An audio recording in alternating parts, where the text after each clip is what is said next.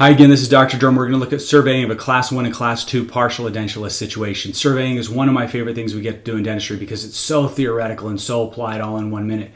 Highly neglected, but can be very valuable in practicalizing your ideas. We're going to put this cast, which we've made together, on a surveyor.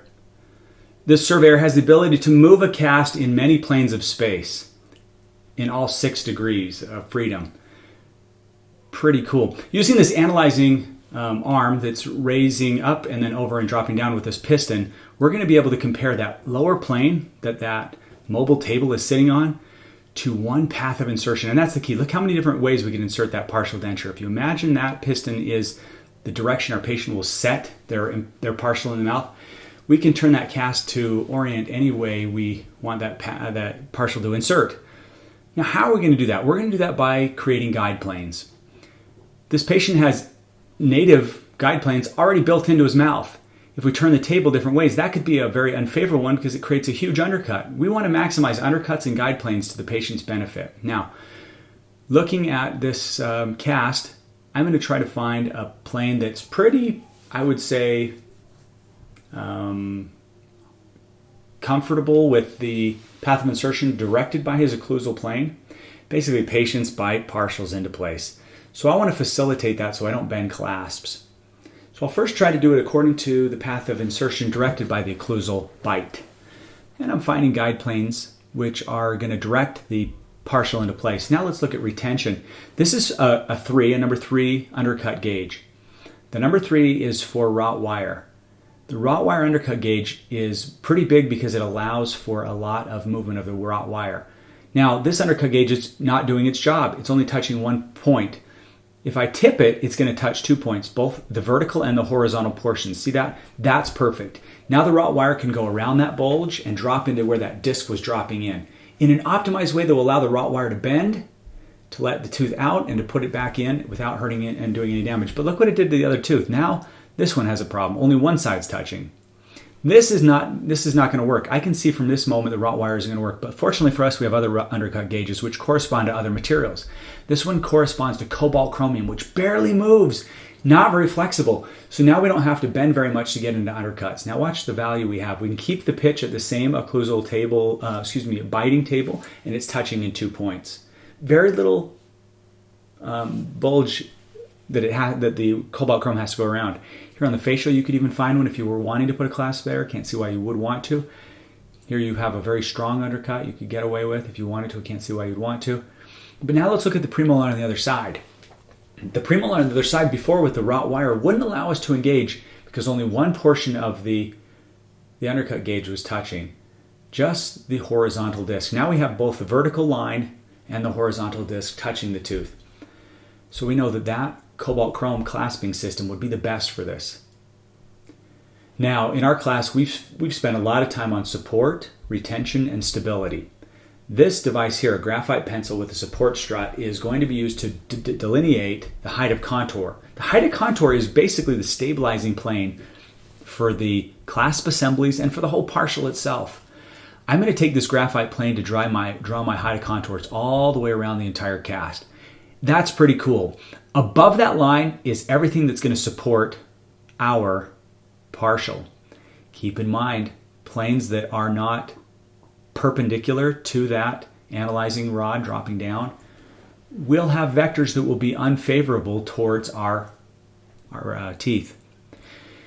So when we draw these lines, the places we want to push on teeth would be perpendicular to that line being drawn. Okay, or in parallel with. So those lines are designed to be guide planes. We can touch there, or we can go below them and retain, or we can go above them and support. There's a lot of things we can do with that. Now look how low that guide plane is, and look how high this guide plane is.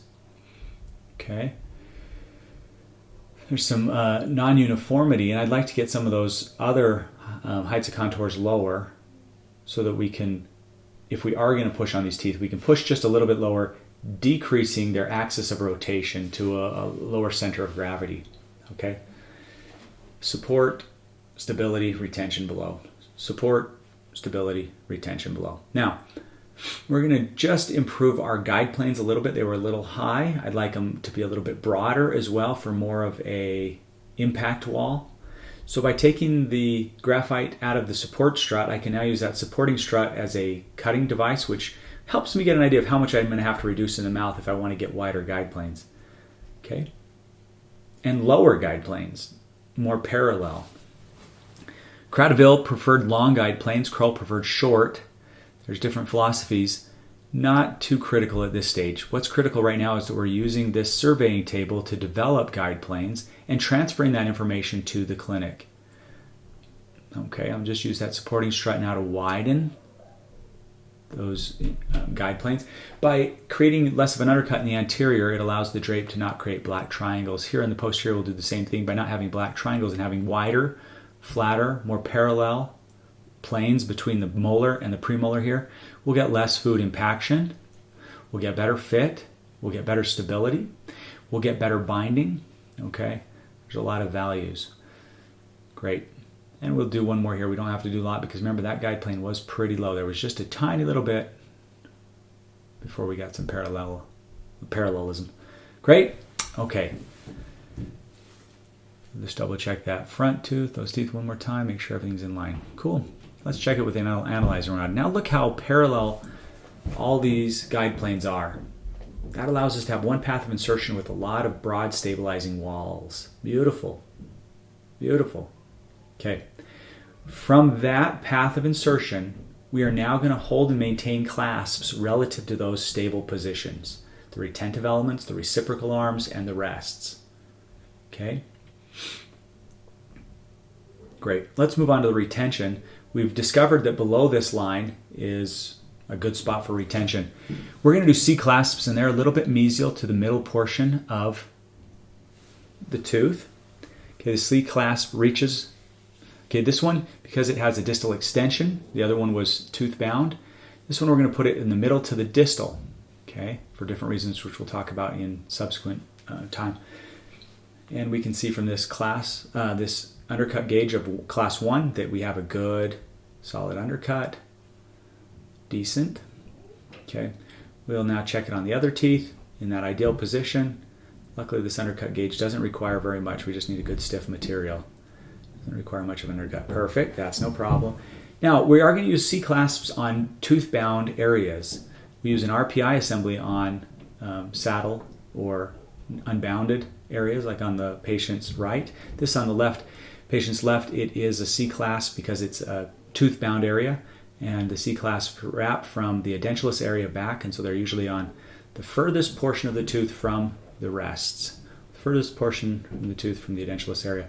Now we need to transfer this information which we've just created to the patient's mouth. I'm going to find some lines which I can now transfer. Look at that. That path of insertion fits perfectly in those planes between the canine and the lateral. And also by using one more plane, I can kind of get an XYZ axis, at least 2 planes to help me really orient. So when I go to the mouth, I'm going to remember these planes. I'm going to calibrate my burr to be parallel to these planes. And then when I make my cuts, they'll be very similar to what we've pre-planned. Pretty cool. Now let's talk rests. Rests are important to hold the RPD from dropping, to hold the rest holds the retention elements and the reciprocal arms in place so that they don't drop lower and lower towards the tissue. Okay, in tooth-bound areas, we're going to use usually the surfaces closest to the partially edentulous spot. And then the C-clasps move towards the mesial or the distal, depending on what tooth it is.